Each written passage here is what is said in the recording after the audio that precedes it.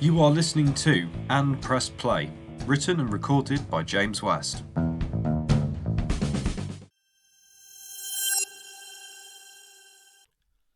Hello, and welcome back to And Press Play.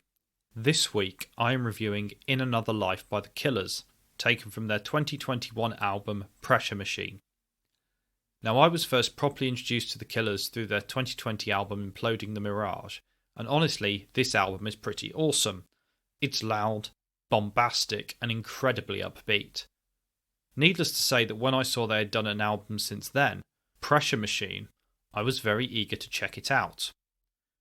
Now, Pressure Machine is a very different album. It's a concept album which is about lead singer Brandon Flowers' childhood in Utah and the events that took place in his hometown. Now, there are a number of songs off this album that I debated reviewing for Series 9, and In Another Life narrowly won out. The other one that almost topped it was In the Car Outside, which is a song that I may return to in another series. Now, In Another Life, like most songs on the album, start with a spoken word introduction. The spoken word introduction is specifically about opioids and the reasons why people take them and then realise that they have now become addicted.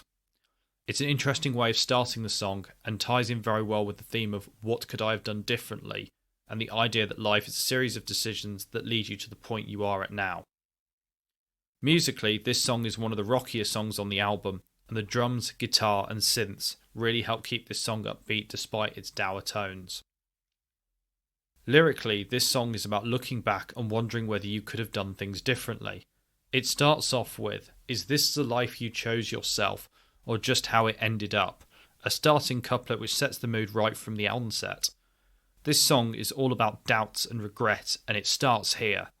Flowers' voice here is wonderful. He keeps a strong balance between reflection and wistfulness, and it works wonderfully. The images throughout this verse help convey the doubts of the narrator. He questions whether his wife is happy with her life, and more specifically with him. This whole idea of expectations and reality not being the same continues with the statements, "Is that the yard you pictured when you closed your eyes and dreamed of children in the grass running through the sprinklers?" The final part about the sprinklers always makes me think of the classic house with the white picket fence, and how wherever the narrator lives now doesn't match his wife's dream. Finally, the verse ends with, "Or were you living in another life?" as if he is finally vocalising his doubts about how he might not have provided his wife with the life she wanted, or indeed the life he pictured for himself. We then hit the chorus, which musically takes it up a notch, with louder synths and some sparse guitar work, which really help add to the mood. Flowers' vocals are more pained, as if he is trying to force himself to realise he can't change and must return to the present day, with lyrics like, "When will I make it home, when I damn well feel like driving, down these empty streets that burn with our birthright." You very much get the sense he'll return to the present when he's finished reflecting on the past. The whole idea of driving down empty streets always makes me think of a trip down memory lane.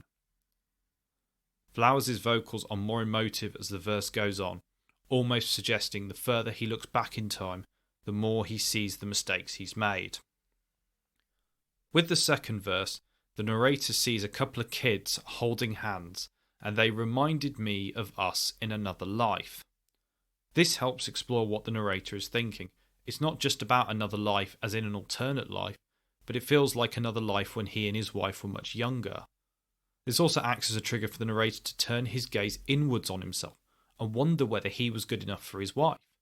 Am I the man of your desires, or just the guy from your hometown? I.e., was their marriage made out of love or because of a sense of convenience? Did they settle for less than they should have done? The verse continues to focus inwards with, "Are these the arms you saw when you pictured yourself wrapped around?" He continues to question whether he lived up to the expectation his wife has now that they are married, best exemplified with the question, "Am I the man you hoped I'd be?" Like the ending of the first verse, there's a daring in that question, as if the narrator isn't sure of the answer and is perhaps a little afraid of it. The second chorus has another interesting set of lines.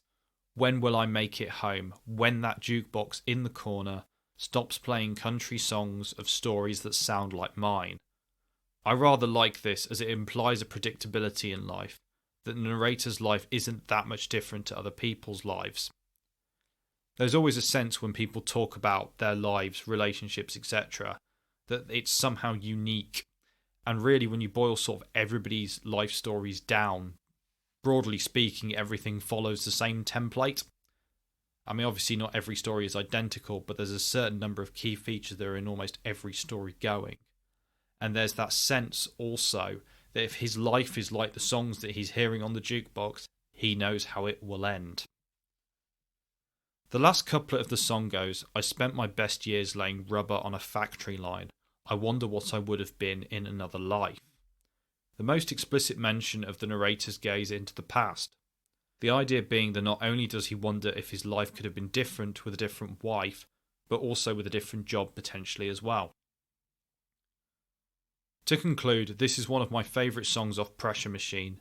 It's a song which resonates with the listener about the choices we make in life and how they define us, but also how life does not always turn out how we might have imagined it when we were younger.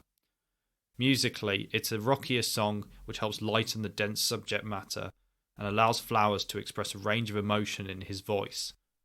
To conclude, I give it a 4.4 out of 5.